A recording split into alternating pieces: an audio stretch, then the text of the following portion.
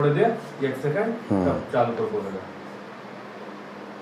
हमारे प्रिय विद्यार्थियों, आज इस वीडियो में हिंदी विषय के अंतर्गत कक्षा 10 में काव्य खंड का पहला पाठ जो सूरदास का है और उसमें 11 पद हैं, जिसमें से 7 पदों का अध्ययन हम पिछले वीडियो में कर चुके हैं, आप लोग जान चुके हैं। इस वीडियो में पद नंबर 8 का अध्ययन किया जाएगा, इसके बारे में जानेंगे, इसकी व्याख्या करेंगे, इसका वर्णन करेंगे। तो सबसे पहले हम देखें पद नंबर 8 क्या है। ऊधो मन न भये 10-20, एक हुतो सो गयो श्याम संग को और आधे ईस, इंद्री शिथिल भई केसो बिन जो देही बिन शीस, आशा लाग रहत तन श्वासा जीवन कोटि बरीस, तुम तो सखा श्याम सुंदर के सकल जोग के ईस, सूर हमारे नंद नंदन बिन और नहीं जगदीश। देखिए, संदर्भ जो होता है, पिछले वीडियो में हमने बताया, संदर्भ माने होता है परिचय, प्रस्तुत पद्यांश या प्रस्तुत पद पंक्ति या प्रस्तुत काव्य पंक्ति या प्रस्तुत पद्य खंड हमारी पाठ्य पुस्तक हिंदी के काव्य खंड के पद नामक शीर्षक से अवतरित है, जिसके रचयिता सूरदास जी। और इसके बाद में दूसरी हेडिंग होती है प्रसंग। प्रसंग के अंतर्गत किस चीज़ के बारे में वर्णन किया गया है उसके बारे में दर्शाया जाता है, लिखा जाता है। तो यहाँ पर ऊधो तथा गोपियों के बीच हुए संवाद के बारे में वर्णन है। इस पद में सूरदास जी ने ऊधो तथा गोपियों के बीच होने वाले संवाद के बारे में वर्णन किया है। और संदर्भ, प्रसंग और उसके बाद व्याख्या। अब व्याख्या पर हम आते हैं। आप सभी लोग, हम सभी लोग जानते हैं, काफ़ी कुछ जानते हैं, पहले भी वीडियो में हमने इसकी चर्चा की है कि भगवान श्री कृष्ण का जन्म मथुरा में हुआ था और कंस के डर से, कंस के भय से वो नंद बाबा के घर माता यशोदा के पास उनको पहुंचा दिया गया था, वो पहुंचाए गए थे। वहीं पर उनका पालन पोषण हुआ और जब बड़े हुए उन्हें श्री कृष्ण ने, भगवान श्री कृष्ण ने, उन्होंने जो है कंस का वध किया। वो बहुत अत्याचारी था, बहुत पापी था, अपराधी था कंस, तो उसका उन्होंने वध किया और धरती को राक्षसों के भय से मुक्त किया।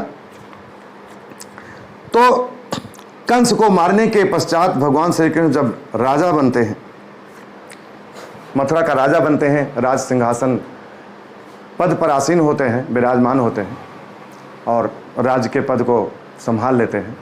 काफ़ी दिन व्यतीत हो जाता है और वे ब्रज को नहीं आ पाते हैं। काफ़ी दिन बीत जाने के बाद, क्योंकि भगवान श्री कृष्ण को भगवान का अवतार माना जाता है और वो अंतर्यामी हैं, सबके हृदय की बात को जानने वाले हैं, तो उनको सब कुछ पता है।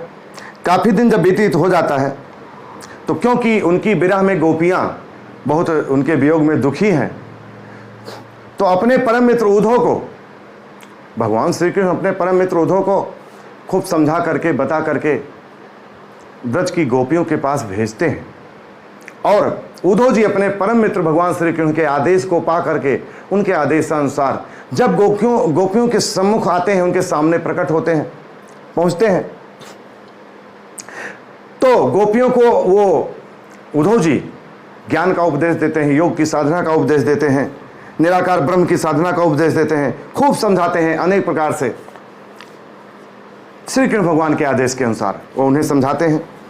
जब वो समझाते हैं तो ब्रज की गोपियां उनसे क्या कहती हैं, हे ऊधो, हमारे पास कोई 10-20 मन नहीं है, सबकी भांत एक ही मन था और वो श्री कृष्ण भगवान के साथ जाने के साथ साथ उनके साथ चला गया। तो यहाँ पर इसी के बारे में वर्णन है। ऊधो मन न भये 10-20, हे ऊधो, ब्रज की गोपियाँ ऊधो से कहती हैं, हे ऊधो, हमारे पास कोई 10-20 मन तो है नहीं, एक हुतो सो गयो श्याम संग को और आधे, एक ही मन था, सबकी भांत एक ही मन था जो श्री कृष्ण के यहाँ जाने के साथ साथ उनके साथ चला गया है। तो ये फिर बताइए कि हम किस अन्य मन से, किस दूसरे मन से किसी ईश्वर की उपासना करें, आराधना करें, कैसे होगा। ऊधो से जब इतना कहती हैं, फिर क्या कहती हैं आगे कि हे ऊधो, श्री कृष्ण के जाने के बाद, यहाँ से चले जाने के बाद हम लोगों की क्या दशा है, इसका भी तुम्हें ज्ञान होना चाहिए।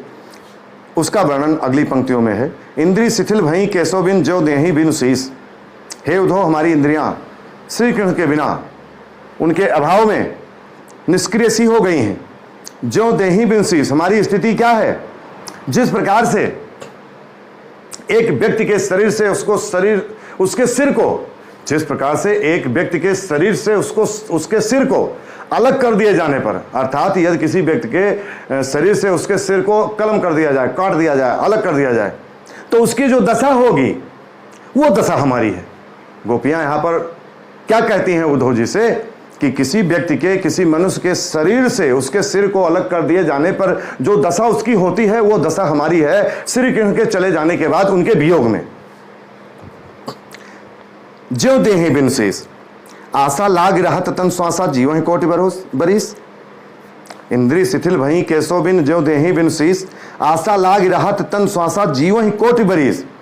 हे उद्धव, इस आशा में कि भगवान श्री कृष्ण हम लोगों से मिलने एक दिन अवश्य आएंगे, इस आशा में और उनकी प्रतीक्षा में इंतजार करते करते, प्रतीक्षा करते करते हम करोड़ों वर्षों तक जीवित रह लूंगी और उन्हीं की आशा में, उन्हीं की प्रतीक्षा में हमारे शरीर में श्वास चल रही है। आशा लाग रहत तन श्वासा, अर्थात उनकी आशा में, उनके आने की प्रतीक्षा में, इस आशा में कि भगवान श्री कृष्ण यहाँ हमारे पास एक दिन अवश्य आएंगे, उस आशा के चलते, उस आशा के कारण हमारे शरीर में श्वास चल रही है और उनकी प्रतीक्षा में, उनके दर्शनों की प्रतीक्षा में मैं करोड़ों वर्षों तक जीवित रह लूंगी। तुम तो सखा श्याम सुंदर के सकल जोग के इस, और हे उद्धव, तुम तो भगवान श्री कृष्ण के परम मित्र हो, परम सखा हो, और तुम सभी प्रकार के योगों के ज्ञाता हो, सकल योग के इस, सभी प्रकार के योग के ज्ञाता हो। फिर तुमको यह भी पता होना चाहिए, ज्ञात होना चाहिए। पद की अंतिम पंक्ति में सूरदास जी ने क्या लिखा? सूर हमारे नंद नंदन बिन और नहीं जगदीश। पद की अंतिम पंक्ति में सूरदास जी कहते हैं कि गोपियां, ब्रज की गोपियां उद्धव से कह रही हैं, तुम भगवान श्री कृष्ण के परम मित्र हो और सभी प्रकार के योगों के ज्ञाता हो, सकल योग के ईश। फिर तुम्हें यह भी पता होना चाहिए, यह ज्ञात होना चाहिए कि इस संसार में हमारे लिए भगवान श्री कृष्ण के सिवा और कोई दूसरा परमात्मा या ईश्वर नहीं हो सकता, नहीं है। सूर हमारे नंद नंदन बिन और नहीं जगदीश। पद की अंतिम पंक्ति में सूरदास जी कहते हैं कि हमारे प्रभु श्री कृष्ण को क्या कहते हैं कि गोपियां कह रही हैं, ब्रज की गोपियां कह रही हैं उद्धव से कि हे उद्धव, इस संसार में श्री कृष्ण के सिवा हमारा और कोई परमात्मा या ईश्वर या भगवान नहीं हो सकता, नहीं है। ये आपको मालूम होना चाहिए। तो इस प्रकार से व्याख्या यहीं पर संपूर्ण हो जाती है, कंप्लीट हो जाती है। अब इसका लिखने का तरीका थोड़ा सा देखेंगे। अभी पिछले पदों में हमने बताया सबसे पहले संदर्भ लिखना चाहिए। सबसे पहले जो क्रम है लिखने का, जो नियम है, संदर्भ।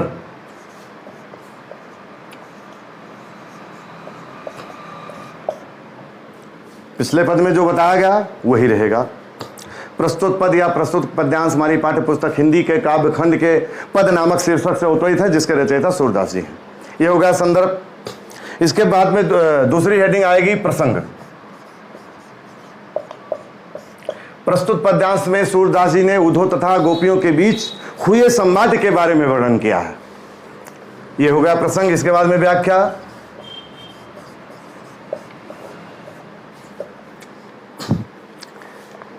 उद्धव मन न भय 10-20, इसको कैसे लिखेंगे आइए इसको डिटेल में हम जानते हैं, जानने का प्रयास करते हैं, अध्ययन करते हैं। उद्धव मन न भय 10-20। प्रस्तुत पद में सूरदास जी कहते हैं कि जब भगवान श्री कृष्ण के परम मित्र उनके आदेश के अनुसार ब्रज की गोपियों के पास आते हैं और उन्हें ज्ञान का उपदेश देते हैं, योग की साधना बताते हैं, उसका ज्ञान बताते हैं, तो ब्रज की गोपियां उद्धव से क्या कहती हैं? हे उद्धव, हमारे पास कोई 10-20 मन नहीं है। सबकी भांति एक ही मन था जो श्री कृष्ण के जाने के साथ साथ यहाँ से उनके साथ चला गया। एक हुतो सो गयो श्याम संग को और राधेश। तो बताइए फिर किस मन से हम किसी अन्य ईश्वर की आराधना या उपासना करें? इंद्री शिथिल भई केशव बिन, ज्यों देहि बिन शीस। हमारी इंद्रियां श्री कृष्ण के बिना निष्क्रिय सी हो गई हैं और हमारी दशा वो है जिस प्रकार से किसी के शरीर से उसके सिर को अलग कर दिए जाने पर उसकी जो दशा होती है वो दशा हमारी है श्री कृष्ण के बिना में। ये आपको ज्ञात होना चाहिए। आशा लाग रहत तन श्वासा, जीवहि कोटि बरिस। भगवान श्री कृष्ण एक ना एक दिन अवश्य आएंगे हम लोगों के पास, यह आशा मन में लगी हुई है और इसी आशा के चलते हमारे शरीर में श्वास चल रही है और उनकी प्रतीक्षा में, उनके दर्शनों की प्रतीक्षा में मैं करोड़ों वर्षों तक जीवित रह लूंगी, इसमें कोई भी संदेह नहीं है। इतनी बातों को जब ब्रज की गोपियों ने उद्धव जी से बताया और फिर अंत में क्या कहती हैं, तुम तो सखा श्याम सुंदर के सकल जोग के ईश, और हे उद्धव तुम तो भगवान श्री कृष्ण के परम मित्र हो और सभी प्रकार के योगों के ज्ञाता हो, फिर तुम्हें मालूम होना चाहिए, ज्ञात होना चाहिए कि सूर हमारे नंद नंदन बिन और नहीं जगदीश। पद की अंतिम पंक्ति में सूरदास जी कहते हैं कि ब्रज की गोपियां उद्धव से कह रहे हैं कि हे उद्धव, आपको यह मालूम होना चाहिए, यह ज्ञात होना चाहिए कि हमारे लिए इस संसार में भगवान श्री कृष्ण के सिवा और कोई दूसरा परमात्मा या ईश्वर या भगवान नहीं हो सकता। तो इस प्रकार से यह व्याख्या यहीं पर समाप्त होती है, कंप्लीट होती है, संपूर्ण होती है। और लिखने का क्रम जो भी हमने बताया, संदर्भ प्रसंग व्याख्या और अंतिम हेडिंग काव्यगत सौंदर्य, पिछले पदों की भांति। अगली हेडिंग काव्यगत सौंदर्य।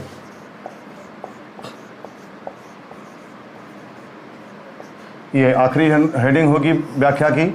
इसके अंतर्गत हमने बताया पिछले पदों में 5 हेडिंग अत्यंत महत्वपूर्ण है। नंबर 1, नंबर 2, 3, 4, 5 भाषा, शैली, रस, छंद, अलंकार। भाषा, शैली, रस, छंद और अलंकार, ये 5 हेडिंग अत्यंत महत्वपूर्ण है जो काव्यगत सौंदर्य के अंतर्गत होना चाहिए। इन 5 बिंदुओं का वर्णन नितांत आवश्यक होता है, तभी हमारी व्याख्या संपूर्ण कंप्लीट मानी जाएगी। तो इसमें भाषा वही ब्रज भाषा, भाषा ब्रज, और शैली मुक्तक, और रस में श्रृंगार रस, छंद में गेय पद, छंद में गेय पद, और अलंकार में अनुप्रास अलंकार। अब एक बात यहां ध्यान देने योग्य है कि यहां पर अनुप्रास अलंकार कहा है, तुम तो सखा श्याम सुंदर के, तुम तो सखा श्याम सुंदर के। इसमें देखिए 7 अक्षर की पुनरावृत्ति हो रही है, इसलिए यहां पर अनुप्रास अलंकार है। तो इस प्रकार से व्याख्या आप कंप्लीट हो गई, संपूर्ण हो गई। हमारे प्रिय विद्यार्थियों, तैयारी करने का, जानने का जो तरीका है हम बार बार बताया करते हैं, हर वीडियो में हमने बताया है कि इस वीडियो को आप लोगों को 5 बार रिप्ले करके देखना है। पहले तो 3 बार इसको ध्यानपूर्वक एकाग्रचित होकर के देखना है, सुनना है, बार बार रिप्ले करके, और चौथी बार रिप्ले जब करेंगे तो ध्यान दे करके, मन लगा करके इसको सुनते हुए, देखते हुए रफ कॉपी में लिखेंगे। फिर एक बार रिप्ले करना है 5वीं बार।